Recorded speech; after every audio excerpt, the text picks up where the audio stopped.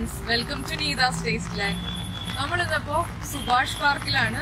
Subhash park renovation ഒക്കെ കഴിഞ്ഞിട്ട് പുതിയതായിട്ട് കുറെ ലൈറ്റ്സും ഡെക്കറേഷൻസും ഒക്കെ വന്നിട്ട് കുറെ വ്യത്യാസങ്ങളൊക്കെ വന്നിട്ടുണ്ട്.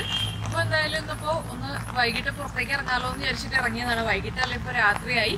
അപ്പൊ എന്തായാലും മൊത്തത്തിലൊരു ഗ്രീനറിയാണ്. അതുപോലെ തന്നെ ചെറുതായിട്ട് മഴ പൊടിയുന്നുണ്ട്. ഇപ്പൊ തുലാവർഷത്തിലെ മഴയാണ്, പക്ഷെ ഇടിമിന്നലൊന്നും ഇല്ല കേട്ടോ. അതുകൊണ്ട് ചെറിയ മഴയൊക്കെ ഉള്ളൂ. അപ്പൊ എന്തായാലും ഇവിടെ വന്ന സ്ഥിതിക്ക് ഒരു ഇൻട്രോ ഒക്കെ പറഞ്ഞിട്ട് പോകാലോ എന്ന് വിചാരിച്ചു. അപ്പൊ നമ്മള് ഉണ്ടാക്കാൻ പോകുന്ന റെസിപ്പിയിലേക്ക് കിടക്കുക. നമ്മളിന്ന് ഉണ്ടാക്കാൻ പോകുന്ന റെസിപ്പി എന്ന് പറഞ്ഞിട്ടുണ്ടെങ്കിൽ ചോറിന്റെ കൂടെ കഴിക്കാൻ പറ്റിയ ഒരു കറിയാണ്. ചോറിന്റെ കൂടെ കഴിക്കാൻ പറ്റിയ കറി എന്ന് പറഞ്ഞാൽ എല്ലാവർക്കും ഉണ്ടാക്കാൻ അറിയാൻ പറ്റുന്ന കറി തന്നെയാണ് നമ്മുടെ ചെറുപയർ കറി. പക്ഷെ കഴിഞ്ഞ ദിവസം എനിക്കൊരു റിക്വസ്റ്റ് വന്നിട്ടുണ്ടായിരുന്നു ഫേസ്ബുക്കിൽ. രഞ്ജിതയാണ് റിക്വസ്റ്റ് ചെയ്തത്. എന്താണെന്ന് വെച്ചിട്ടുണ്ടെങ്കിൽ ചേച്ചി ചോറിന്റെ കൂടെ കഴിക്കാൻ പറ്റിയ ചെറുപയർ കറി റെഡിയാക്കുമോ, അതെങ്ങനെയാണ് ഉണ്ടാക്കുന്നതെന്ന് പറഞ്ഞു തരുമോ എന്ന് ചോദിച്ചിട്ട്. അപ്പോൾ ഉണ്ടാക്കിയിട്ട് കറക്റ്റ് ആവുന്നില്ല എന്ന് പറഞ്ഞു. ഇന്നിപ്പോൾ ഞാൻ ചെയ്യാൻ പോകുന്നത് ചോറിന്റെയും ഉപ്പിന്റെയും കൂടെ കഴിക്കാൻ പറ്റുന്ന രീതിയിലുള്ള ചെറുപയർ കറിയാണ്. അതായത് വളരെ കുറച്ച് ഗ്രേവിയുള്ള ടൈപ്പ് ഒരു കറി. അധികം ഒഴിച്ചുകറിയായിട്ടുള്ള രീതിയിലല്ല. ഒഴിച്ചുകറിയായിട്ടുള്ള രീതിയിൽ നമുക്ക് ചെറുപയർ ചെയ്യാം. അതുപോലെ തന്നെ ചെറുപയറും മെഴുക്കുരട്ടിയായിട്ട് ചെയ്യാം. പക്ഷെ നമ്മളിപ്പോൾ പുട്ടിന്റെ കൂടെ ആയിരിക്കും ഈ കറി കൂടുതൽ ബെസ്റ്റ്. പിന്നെ ചോറിന്റെ കറിയായിട്ട് കഴിക്കണം എന്നുണ്ടെങ്കിൽ ആ രീതിയിൽ കഴിച്ചാലും കുഴപ്പമില്ല.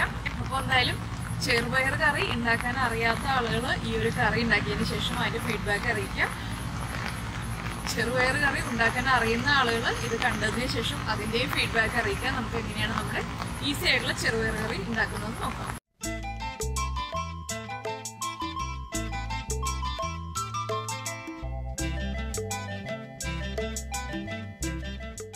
നമുക്ക് നമ്മുടെ ചെറുപയർ കറിക്ക് ആവശ്യമായിട്ടുള്ള ഇൻഗ്രീഡിയൻസ് നോക്കാം. ഞാനിതിപ്പോ കുറച്ച് ലൂസ് ആയിട്ടുള്ള രീതിയിലാണ് ചെറുപയർ കറി ഉണ്ടാക്കുന്നത്. അപ്പോൾ ചെറുപയർ മെഴുക്കുപുരട്ടി അല്ല കേട്ടോ, അത് ആദ്യമേ പറയാം. ചെറുപയർ മെഴുക്കുപുരട്ടി ആയിട്ടാണ് നമ്മൾ ചെയ്യുന്നതെങ്കിൽ കുറച്ച് വ്യത്യാസമുണ്ട്. ഇതിപ്പോ പുട്ടിന്റെ കൂടെയും അതുപോലെ തന്നെ ചോറിന്റെ കൂടെ കുറച്ച് ഗ്രേവി ആയിട്ട് ഒഴിച്ചു കഴിക്കാൻ പറ്റുന്ന ഒരു കറിയായിട്ട് ചെയ്യാനാണ്. അപ്പോൾ ചെറുപയർ 1 മണിക്കൂർ വെള്ളത്തിൽ സോക്ക് ചെയ്തെടുത്താണ്. സോക്ക് ചെയ്തെടുത്തില്ല എന്നുണ്ടെങ്കിലും കുഴപ്പമൊന്നുമില്ല, നമുക്ക് പ്രഷർ കുക്കറിൽ വേവിച്ചെടുക്കാവുന്നതേ ഉള്ളൂ. 1 കപ്പ് ചെറുപയറാണ് ആവശ്യമുള്ളത്. ഞാനിതിപ്പോ 2 കപ്പ് എടുത്തിട്ടുണ്ട്. എന്താണെന്ന് വെച്ചിട്ടുണ്ടെങ്കിൽ ഞാൻ കുറച്ച് സുഗിയൻ ഉണ്ടാക്കാനും കൂടി ആയിട്ട് 2 കപ്പ് പയറാണ് ഒരുമിച്ച് വേവിച്ചെടുക്കാൻ പോകുന്നത്. അപ്പോൾ ഇതിന്റെ പകുതി 1 കപ്പിനുള്ള അളവുകളാണ് ബാക്കിയുള്ളതെല്ലാം പറയുന്നത്. നമ്മൾ 2 പച്ചമുളക് എടുത്തിട്ടുണ്ട്. കുറച്ച് വെളുത്തുള്ളി, ഒരു 6-7 അല്ലി വെളുത്തുള്ളി എടുക്കുക. ഈ ഒരു ചെറിയ വെളുത്തുള്ളി ആയതുകൊണ്ടാണ് ഞാനിപ്പോൾ കുറച്ച് കൂടുതൽ എടുത്തിട്ടുള്ളത്. 10 അല്ലി വരെ എടുക്കാം. പിന്നെ ഇതുപോലെ 1 പീസ് ഇഞ്ചി എടുക്കുക. ഒരു ചെറിയ സവോള ഇതുപോലെ കട്ട് ചെയ്തെടുത്തിട്ടുണ്ട്. പിന്നെ നമ്മൾ എടുത്തിരിക്കുന്നത് കുറച്ച് കറിവേപ്പില, കടുക്, കാശ്മീരി ചില്ലി പൗഡർ. നമ്മുടെ ഈ കറിക്ക് കൂടുതൽ ഉണ്ടാകുന്നത് പച്ചമുളകിന്റെ എരിവാണ്. കാശ്മീരി ചില്ലി പൗഡർ നമ്മൾ ചേർക്കുന്നത് കറിക്ക് ഒരു കളർ കിട്ടാൻ വേണ്ടിയിട്ട് മാത്രമാണ്, അല്ലാതെ എരിവിനായിട്ടല്ല. അപ്പോൾ കുറച്ച് യൂസ് ചെയ്യുന്നുള്ളൂ. പിന്നെ ഇതിൽ നമ്മൾ മഞ്ഞൾപ്പൊടി ചേർക്കില്ല. അതുപോലെ തന്നെ പിന്നെ നമുക്ക് ആവശ്യമുള്ളത് പയർ കുക്ക് ചെയ്യാൻ ആവശ്യമായിട്ടുള്ള വെള്ളം, ഉപ്പ്, വെളിച്ചെണ്ണയിൽ തന്നെ നമ്മൾ ഈ റെസിപ്പി ചെയ്യാം. ആദ്യം നമുക്ക് ഈ പയറൊന്ന് പ്രഷർ കുക്കറിൽ വേവിച്ചെടുക്കാം. ഇപ്പോൾ നമ്മൾ പയറ് പ്രഷർ കുക്കറിലേക്ക് മാറ്റിയിട്ടുണ്ട്. ഇതിലേക്ക് നമുക്ക് പയറിന് ആവശ്യമായിട്ടുള്ള ഉപ്പ് ചേർക്കാം. ആദ്യം കുറച്ച് ഉപ്പ് ചേർത്തിട്ട് വേവിക്കുക. അതിനുശേഷം ഉപ്പ് ആവശ്യമായി വരുമ്പോൾ നമുക്ക് ആഡ് ചെയ്ത് കൊടുക്കാം. എന്താണെന്ന് വെച്ചിട്ടുണ്ടെങ്കിൽ നമ്മൾ കൂടുതൽ ഉപ്പ് ചേർത്തിട്ട് വേവിച്ചിട്ടുണ്ടെങ്കിൽ ഉപ്പ് കൂടിപ്പോയാൽ നമുക്കൊന്നും ചെയ്യാൻ പറ്റില്ല. ഇതിലേക്ക് നമുക്ക് പയർ വേവുന്നതിന് ആവശ്യമായിട്ടുള്ള വെള്ളം ചേർക്കാം. ഇതിപ്പോ ഞാൻ ഈ ഒരു പയർ കുക്ക് ചെയ്യാൻ പോകുന്നത് 1 വിസിൽ വരുന്നത് വരെയാണ്. എന്താന്ന് വെച്ചിട്ടുണ്ടെങ്കിൽ ഈ പയർ വേഗം തന്നെ എന്ത് കിട്ടുന്ന പയറാണ്, അധികം സമയം എടുക്കില്ല വേവാനായിട്ട്. അപ്പോൾ നമ്മുടെ കയ്യിലുള്ള പയറിന്റെ കുക്കിംഗ് ടൈം അനുസരിച്ച് നമ്മൾ വേവിക്കുന്ന സമയം വ്യത്യാസം വരും.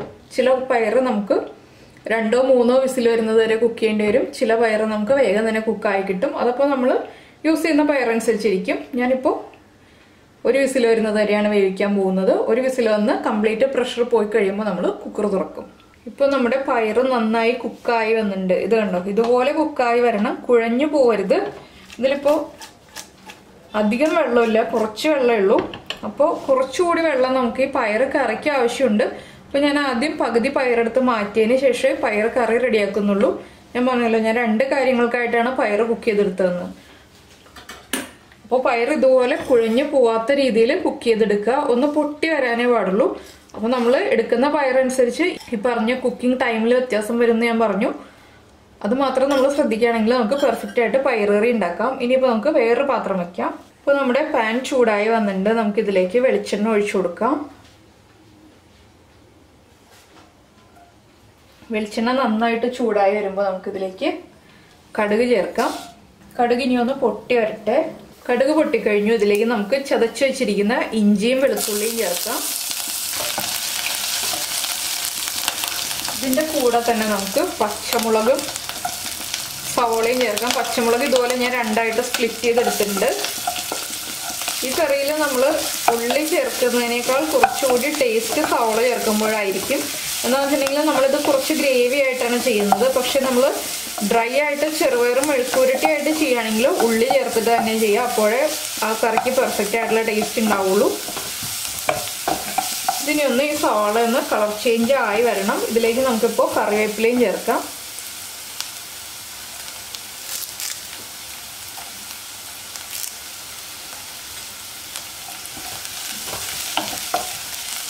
ഇതിലേക്ക് നമുക്കിനി കുറച്ച് ഉപ്പ് ചേർത്ത് കൊടുക്കാം കേട്ടോ. എന്താണെന്ന് വെച്ചിട്ടുണ്ടെങ്കിൽ നമ്മൾ പയറിൽ കുറച്ച് ഉപ്പേ ചേർത്തിട്ടുള്ളൂ. ഇനിയിപ്പോൾ സവാള വേഗം സോട്ടായി കിട്ടാൻ വേണ്ടിയിട്ട് കുറച്ചുകൂടി ഉപ്പ് ചേർക്കാം. എരിവുള്ള പച്ചമുളകാണോ എരിവില്ലാത്ത പച്ചമുളകാണോ നമ്മുടെ കയ്യിലുള്ളതെന്നനുസരിച്ച് പച്ചമുളകിൻ്റെ എണ്ണത്തിൽ വ്യത്യാസം വരുത്തുക. എരിവ് കുറവുള്ള പച്ചമുളകാണെങ്കിൽ കൂടുതൽ പച്ചമുളക് ചേർക്കേണ്ടി വരും. ഈ സമയത്ത് തന്നെ നമ്മൾ കുറച്ച് വെള്ളം ചൂടാക്കി വയ്ക്കുക. ഇതിലേക്ക് ഗ്രേവി ആയിട്ട് നമ്മൾ വെള്ളം ചേർക്കുമ്പോൾ കുറച്ച് ചൂടുവെള്ളം ചേർക്കുകയാണെങ്കിൽ കൂടുതൽ നന്നായിരിക്കും. എന്താണെന്ന് വെച്ചാൽ ആ പച്ചവെള്ളം ചേർക്കുമ്പോൾ പച്ചവെള്ളത്തിൻ്റെ ചുവ വരും. അതുകൊണ്ടാണ് ചൂടുവെള്ളം എന്ന് പറഞ്ഞത്. പിന്നെ നമ്മൾ പയർ കുക്ക് ചെയ്തെടുക്കുമ്പോൾ പയറിൽ വെള്ളം ഉണ്ടെന്നുണ്ടെങ്കിൽ വേറെ വെള്ളം ചേർത്ത് കൊടുക്കേണ്ട ആവശ്യമില്ല. ഇപ്പോൾ നമ്മുടെ സവാളയൊക്കെ നന്നായി വാടി വന്നിട്ടുണ്ട്. ഇതിൽ കൂടുതൽ ഇനി വാടി വരേണ്ട ആവശ്യമില്ല. എന്താണെന്ന് വെച്ചാൽ നമ്മളിനി മുളക് പൊടി ചേർത്തിട്ട് കുറച്ച് സമയം കൂടി ഇളക്കി കൊടുക്കും. അപ്പോൾ ബാക്കിയുള്ള സവാള കുക്കായിക്കോളും. ഇതിലേക്ക് ഞാനിപ്പോൾ കാശ്മീരി ചില്ലി പൗഡർ ആഡ് ചെയ്യാൻ പോവാണ്. സാധാരണ മുളക് പൊടിയാണെങ്കിൽ മുളക് പൊടിയുടെ അളവിൽ വ്യത്യാസം വരുത്താം. മുളക് പൊടി ചേർക്കുമ്പോൾ എപ്പോഴും ഫ്ലെയിം കുറച്ച് വെച്ചിട്ട് തന്നെ ചേർക്കുക. ഇല്ലെങ്കിൽ ഇട്ട ഉടനെ തന്നെ മുളക് പൊടി കരിഞ്ഞു പോവും. ഇനി ഇതിലേക്ക് നമുക്ക് കുക്ക് ചെയ്ത് വെച്ചിരിക്കുന്ന പയർ ചേർക്കാം. നമുക്കിതിപ്പോൾ ഈ രീതിയിൽ യൂസ് ചെയ്യണമെന്നുണ്ടെങ്കിൽ ഈ രീതിയിൽ യൂസ് ചെയ്യാം. ഗ്രേവി വേണമെന്നുണ്ടെങ്കിൽ മാത്രം വെള്ളം ആഡ് ചെയ്ത് കൊടുത്താൽ മതി. ഇതിപ്പോൾ മെഴുക്കുവരട്ടി പോലെ തന്നെ നമുക്ക് യൂസ് ചെയ്യാവുന്നതേ ഉള്ളൂ.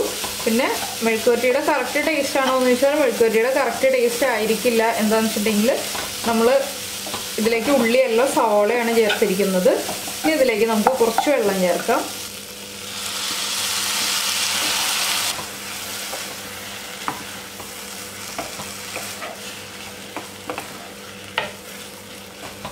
നമുക്ക് എത്ര ഗ്രേവി വേണം എന്നുള്ളതനുസരിച്ച് വെള്ളത്തിന്റെ അളവിൽ വ്യത്യാസം വരുത്താം കേട്ടോ.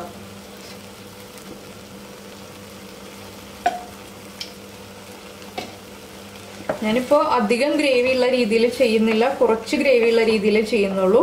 അധികം ഗ്രേവി ആയിട്ടുണ്ടെങ്കിൽ നമുക്ക് പുട്ടിന്റെ കൂടെ ആയിരിക്കും ഏറ്റവും ബെസ്റ്റ്, കൂടുതൽ ഗ്രേവി ഉള്ള കറിയാണെങ്കിൽ. ഇല്ലാന്നുണ്ടെങ്കിൽ ഈ ഒരു രീതിയിലാണെന്നുണ്ടെങ്കിൽ നമുക്കിപ്പോൾ ചോറിൻ്റെ കൂടെയും കഴിക്കാം, കഞ്ഞിയുടെ കൂടെ കഴിക്കാം, അതുപോലെ തന്നെ പുട്ടിൻ്റെയും കൂടെ കഴിക്കാം. ഇത്ര ഗ്രേവി ഉള്ള രീതിയിലാണ് ഞാനിപ്പോൾ ചെയ്യുന്നത്. കുറച്ച് ഗ്രേവിയേ ഉള്ളൂ.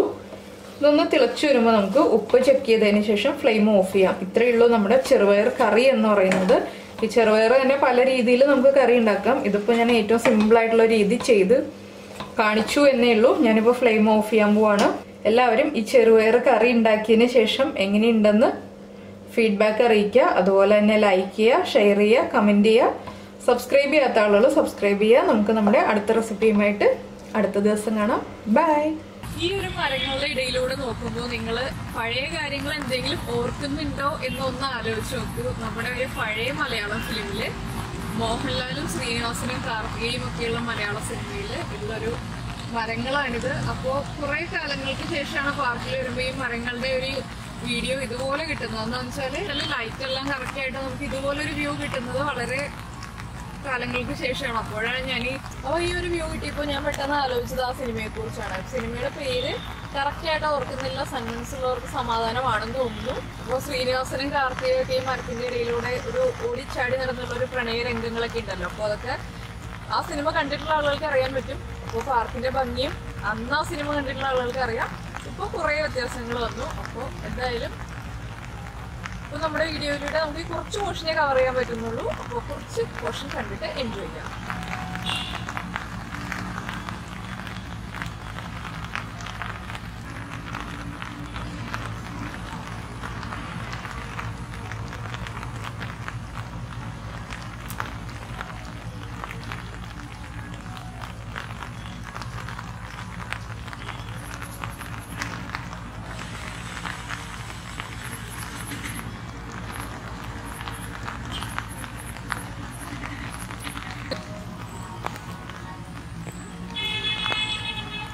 ബാക്ക്ഗ്രൗണ്ടിൽ പാട്ടൊക്കെ കേൾക്കുന്നില്ലേ? ഇതിപ്പോ എല്ലാ ദിവസവും ഉണ്ട് കേട്ടോ. ഞങ്ങൾ ചില ദിവസങ്ങളിൽ ഇവിടെ പാർക്കിൽ നടക്കാൻ വരുമ്പോ ഓരോ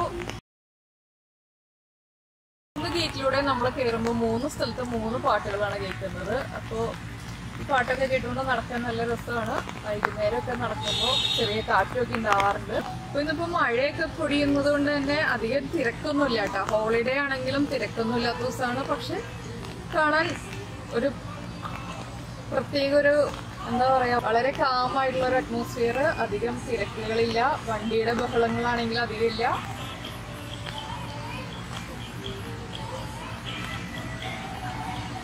ഇതിപ്പോ നമ്മൾ നിൽക്കുന്നത് പാർക്കിന്റെ മറ്റൊരു ഭാഗത്താണ്. അപ്പൊ എന്താ വെച്ചാൽ ഇത് നേരത്തെയുള്ള ആ മരങ്ങളൊക്കെ വലുതായി വന്നതാണ് കേട്ടോ. ഇതൊക്കെ നേരത്തെയുള്ള മരങ്ങൾ തന്നെയാണ്, പുതിയതായിട്ടുള്ള ഒന്നുമില്ല. ചില ഭാഗങ്ങളിൽ മാത്രമേ പുതിയ ചെടികളും മരങ്ങളും ഒക്കെ വെച്ചു തുടങ്ങിയിട്ടുള്ളൂ.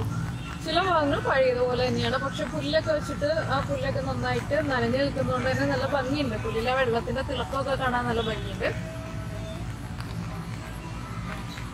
പിന്നെ ലൈറ്റ്സ് ഒക്കെ പുതിയത് വന്നിട്ടുണ്ട്.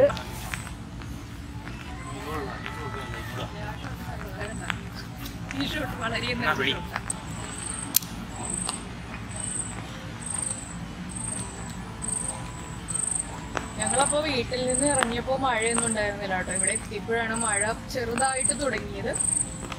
മഴയാണെങ്കിലും പാർക്കിന്റെ അന്തരീക്ഷം എങ്ങനെയുണ്ട്, മഴയിൽ എങ്ങനെയുണ്ടെന്നൊന്ന് കാണാൻ വെച്ചിട്ട് ഇറങ്ങിയതാണ്.